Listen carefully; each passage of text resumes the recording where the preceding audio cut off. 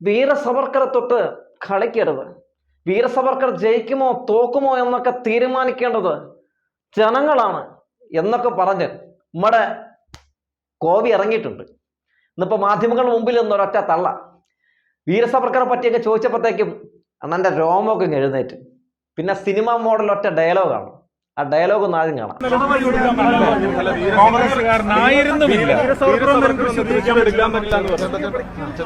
അവര് പറയും പിന്നല്ല വീർ സവർക്കർ ജയിക്കും വന്നാൽ എന്നവര് പറയുമോ? ഇല്ലല്ല, പറയൂ. അങ്ങനെ പറയും. അവരുടെ അങ്ങനെ പ്രതീക്ഷിക്കണം. അത് ജനങ്ങളാണ് പറയുന്നത്.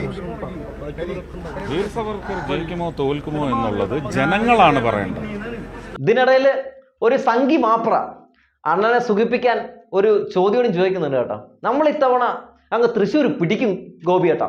ഇത് കേട്ടതും അങ്ങ് സുരേഷ് ഗോപി അങ്ങ് വല്ലാത്ത ഒരു ഉന്മേഷത്തിലായി. ശേഷം വേറൊരു മാപ്ര അവിടെ ഒന്ന് ചോദിക്കുകയാണ്, അല്ല സുരേഷ് ഏട്ടാ, ഈ സംസ്ഥാനത്ത് കേന്ദ്ര പദ്ധതികളൊക്കെ നടപ്പിലാക്കുമ്പോഴേ അതിന്റെ ക്രെഡിറ്റ് ഈ കേന്ദ്രത്തിന് കൊടുക്കാത്തതുകൊണ്ടാണ് ഈ കേന്ദ്ര നേതാക്കളൊക്കെ ഇങ്ങോട്ട് തന്നെയെന്ന്. അതും പെരുത്ത് ഇഷ്ടമായി സുരേഷ് ഗോപിക്ക്. എന്താ അപ്പോൾ അണ്ണനെയും സുഖിപ്പിച്ചുകൊണ്ട് ഒരു ഡയലോഗ് തിരിച്ചു പറയുകയാണ്.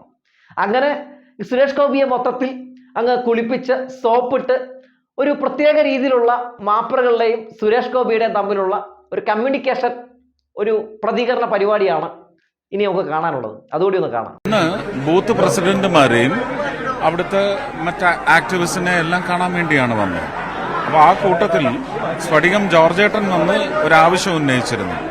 അപ്പോൾ അതിന്റെ നിജസ്ഥിതി എന്താണെന്ന് സ്റ്റേഷൻ മാസ്റ്ററുടെ അടുത്തു നിന്നും പിന്നെ പ്ലാറ്റ്ഫോമിന്റെ വികസനത്തെ സംബന്ധിച്ച് എന്താണ് സാധ്യത, എന്താണ് അപര്യാപ്തത, ഇത് മനസ്സിലാക്കാൻ വേണ്ടി വന്നതാണ്. അത്രയേ ഉള്ളൂ, വേറെ ഒരു ഉദ്ദേശവും. നമ്മുടെ പ്രവർത്തനങ്ങളൊക്കെ ബൂത്ത് തലത്തിൽ ആരംഭിച്ചു ഇലക്ഷന് മുമ്പ്. ബൂത്ത് തലത്തിൽ അത് നേരത്തെ തന്നെ ആരംഭിച്ചതാണ്. ഒരു 2 വർഷമായിട്ട് ശക്തമായ പ്രവർത്തനമാണ്. ഇപ്പൊ 3 സ്ഥാനാർത്ഥികളും ഇവിടെ അനൌദ്യോഗികമായിട്ട് പ്രഖ്യാപിച്ചു കഴിഞ്ഞു. ഇല്ല, ഔദ്യോഗികമായി ഞങ്ങളത് പ്രഖ്യാപിച്ചിട്ടില്ല. അല്ല, അപ്പം പൊതുവിലുള്ളൊരു പ്രതീക്ഷകൾ നമ്മള് പ്രഖ്യാപിക്കട്ടെ. 2 തവണ പ്രധാനമന്ത്രി ഉൾപ്പെടെ എത്തി പ്രചരണം നടത്തി. അപ്പൊ എത്രത്തോളം ഒരു പ്രതീക്ഷയുണ്ട്?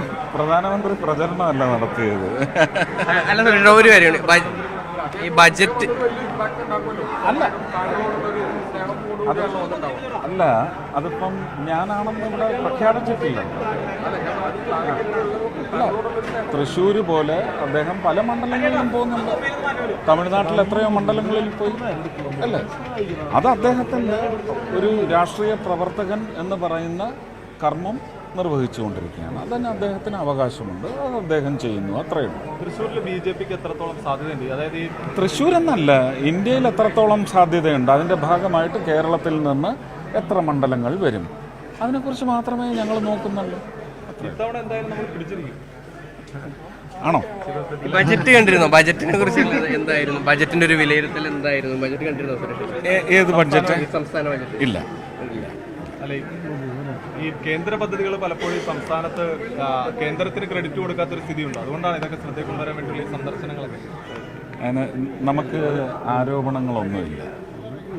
അവരുടെ ആരോപണങ്ങൾക്ക് പ്രത്യാരോപണങ്ങളുമില്ല. അവരുടെ ഏറ്റവും വലിയൊരു ആരോപണം സുപ്രീം കോടതിയിൽ ഒടിഞ്ഞു വീണില്ല. അതിനപ്പുറം എന്തോ സ്നേഹമാണ് എല്ലാവരും. സ്നേഹമൊന്നുമില്ല. എന്തിനു സ്നേഹം? ഇങ്ങോട്ട് സ്നേഹം ഉണ്ടെങ്കിൽ മാത്രമേ അങ്ങോട്ട് കൊള്ളൂ. അതങ്ങനെ തന്നെയാണ്.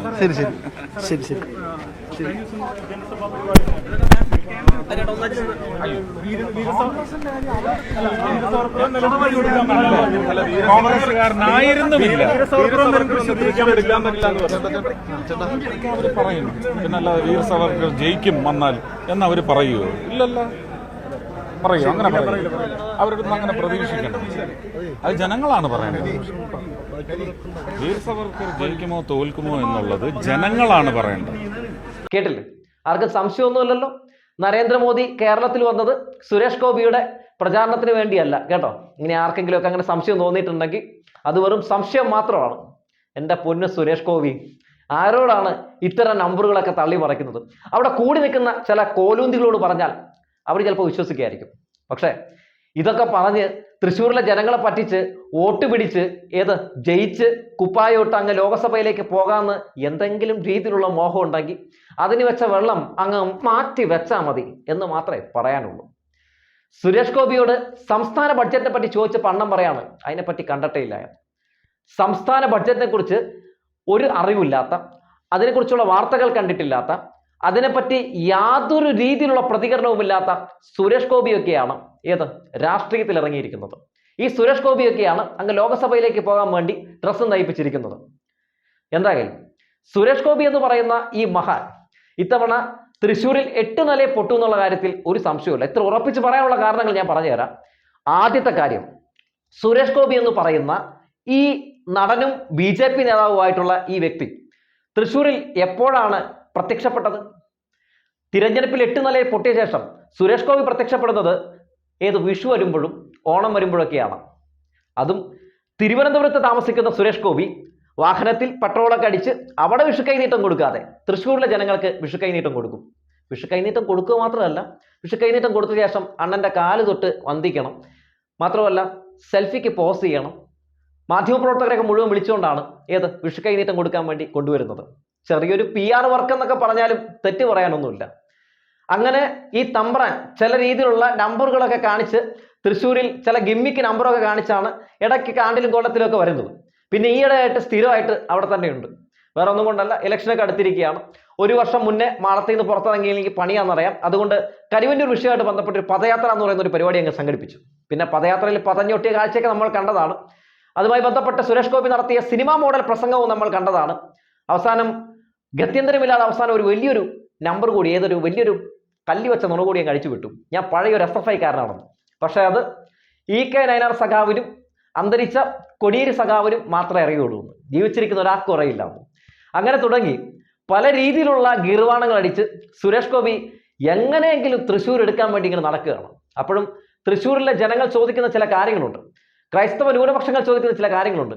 അല്ല സുരേഷ് ഏട്ടാ, ഈ ക്രൈസ്തവ ന്യൂനപക്ഷങ്ങളെയൊക്കെ സംഘപരിവാരങ്ങളെ നമ്മുടെ കേരളത്തിന് പുറത്ത് പലയിടങ്ങളിലും ആക്രമിക്കുകയാണല്ലോ. മണിപ്പൂരിലൊക്കെ എന്താണ് നടക്കുന്നത്?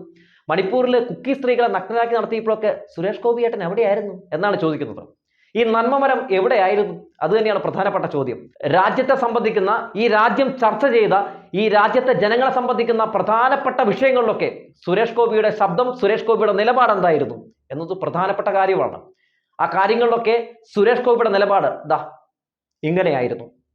ഒരു പ്രതികരണവും ഉണ്ടായിരുന്നില്ല.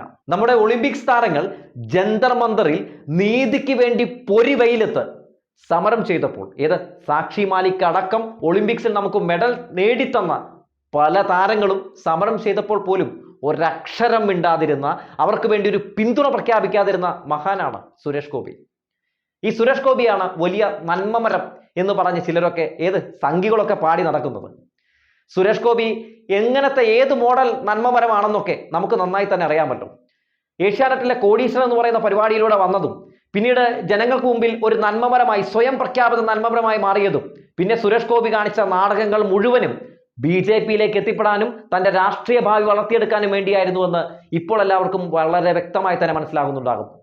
സുരേഷ് ഗോപി കാണിച്ചു കൂട്ടുന്ന എന്തിലും ഏതിലുമൊക്കെ ഒരു പബ്ലിസിറ്റി ഉണ്ടാക്കിയെടുക്കാനുള്ള ഒരു പബ്ലിസിറ്റി PR വർക്ക് എപ്പോഴും നടക്കുന്നുണ്ട്. മറിയക്കുട്ടിച്ചേട്ടത്തിയെ കാണാൻ പോയ കാഴ്ച നമ്മൾ കണ്ടതാണ്.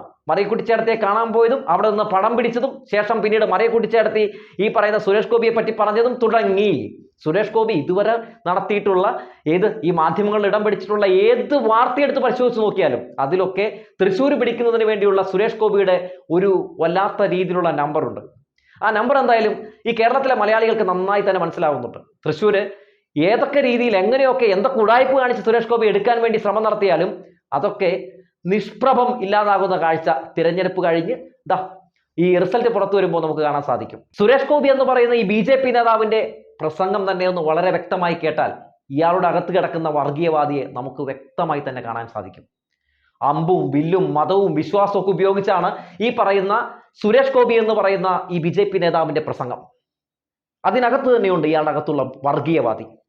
അടുത്ത ജന്മത്തിൽ എനിക്ക് ഒരു ബ്രാഹ്മണനായി ജനിക്കണം, അടുത്ത ജന്മത്തിൽ എനിക്കൊരു തന്ത്രിയായി ജനിക്കണം, അയ്യപ്പനെ ശബരിമലയിൽ പോയാൽ പുറത്തു നിന്ന് തൊഴുതാൽ പോരാ, എനിക്ക് തന്ത്രിയായിട്ട് അകത്തിയെന്ന് ഈ പറയുന്ന അയ്യനെ പൂജിക്കണം, ഇതൊക്കെയാണ് എൻ്റെ ആഗ്രഹം എന്ന് പറഞ്ഞിട്ടുള്ള സുരേഷ് ഗോപിയെ നമ്മൾ കണ്ടിട്ടുള്ളതാണ്.